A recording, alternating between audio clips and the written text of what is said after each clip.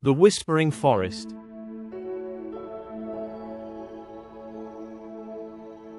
In a quiet corner of the world, nestled between rolling hills and the edge of a silver lake, there was a forest unlike any other. The locals called it the Whispering Forest, not because it was haunted or strange, but because of the way the trees swayed and spoke to the wind. Every morning, a gentle mist would float over the ground, curling around roots and rocks like a soft blanket. Birds chirped in hushed tones, and the rustle of the leaves sounded like an ancient lullaby. The forest seemed to breathe, in slow, deep rhythms, as if it were alive, dreaming.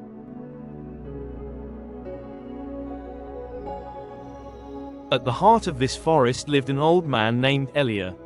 No one knew exactly how long he'd been there. Some said he was born beneath the trees, others whispered that he'd once been a traveler who had simply never left. He lived in a tiny wooden cabin, built with his own hands, covered in ivy and moss. The smoke from his chimney always rose in a thin, lazy spiral, like a thread stitching the sky to the earth.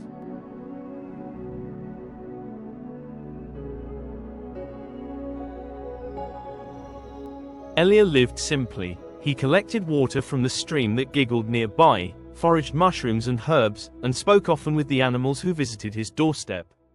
The deer bowed their heads respectfully as they passed, and foxes paused long enough to exchange glances with him.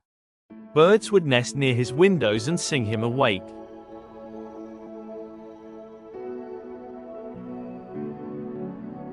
But what Elia cherished most were his evening walks through the forest.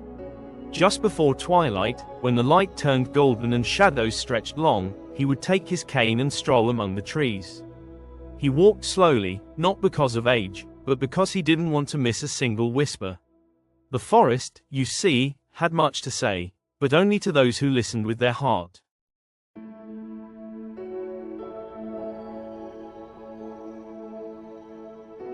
One particular evening, the air felt especially still. There was a hush deeper than usual, as if the trees were holding their breath. Elia paused by a large oak tree, one he often rested against.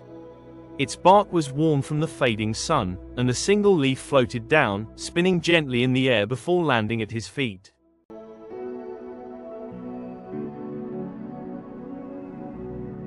He picked it up and noticed something curious.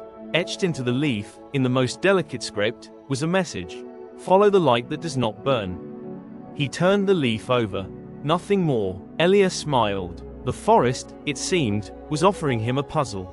That night, he dreamt of a soft blue glow deep in the woods, a light that shimmered but gave no heat.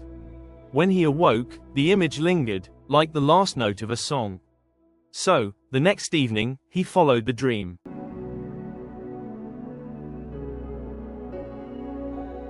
He walked farther than usual, deeper into the woods where even the familiar trails faded. The air grew cooler, not cold, but fresh, like spring water. And just as the moon began to rise, he saw it.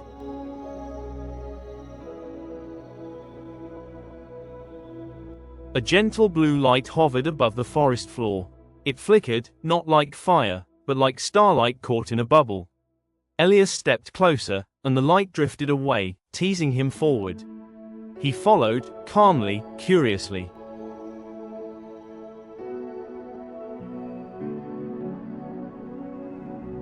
It led him to a glade he'd never seen before. In its center stood a tree that shimmered as if its bark were made of silver threads. Flowers he couldn't name bloomed at its base, glowing softly in the moonlight. The blue light floated up to the tree and disappeared into its branches.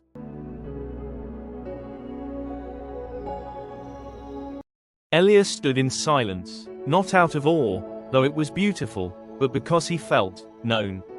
As if the forest had shared a secret with him and him alone.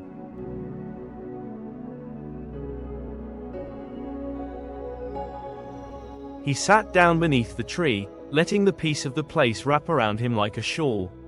He closed his eyes and listened. The whispers of the forest returned, clearer, deeper, more musical than ever before. They spoke of time, of seasons, of the dance between light and dark. They spoke of healing, of stillness, of the importance of listening in a world that rushes too fast.